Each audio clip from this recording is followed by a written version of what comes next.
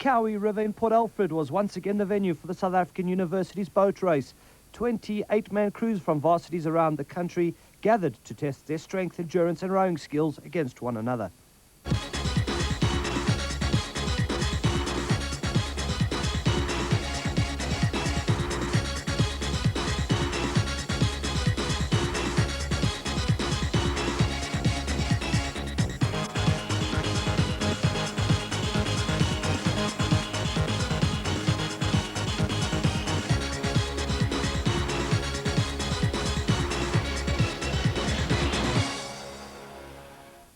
Student rowing has grown tremendously.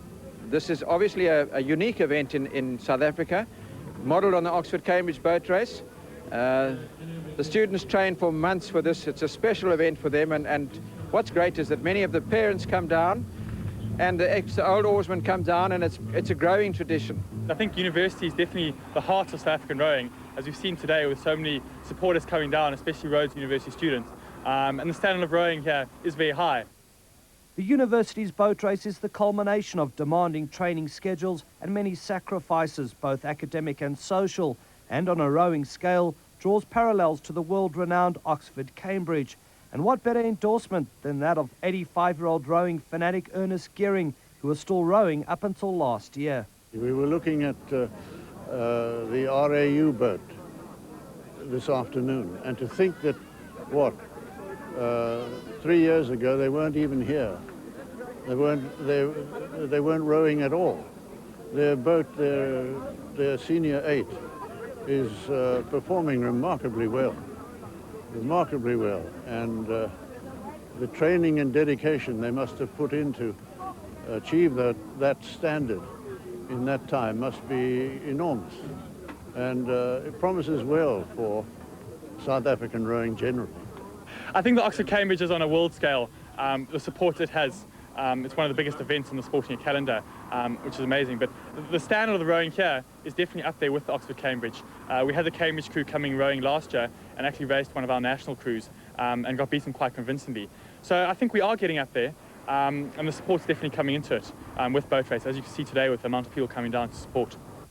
Rhodes University have dominated the boat race over the last decade. The men from Grahamstown had won 10 in a row before being dethroned by Wits last year, and the Rhodes women were seeking their 10th straight victory this year.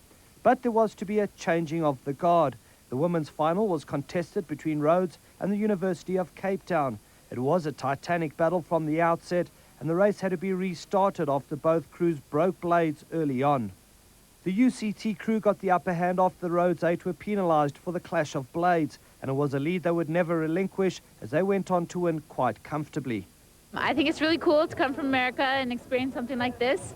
It's been exciting to spend 12 weeks with people and for it to culminate into a great win like this.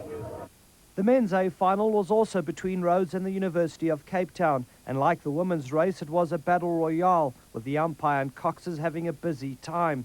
The crews encroached on each other's water on several occasions, and there was quite a bit of clashing blades.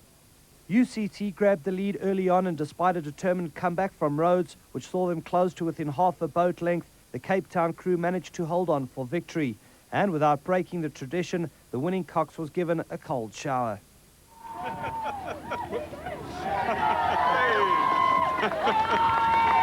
is quite brilliant.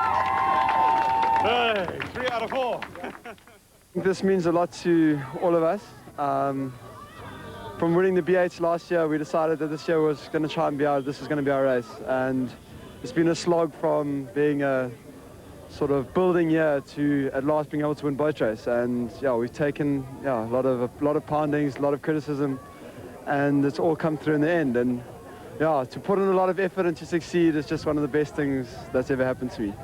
So a double victory for the crews from UCT as their men lifted the Cambridge rudder and the women the Isis blade.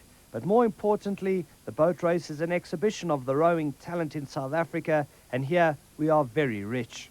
And perhaps we make our national athletes in rowing here at the boat race. Many of our Olympic oarsmen have come and oarswomen have come from the boat race. And something that many people don't know is that rowing is in fact the second biggest discipline in the Olympic movement. And very proudly, last year at the Olympics, the South African oarsmen and oarswomen reached the finals for every event, which was a huge achievement.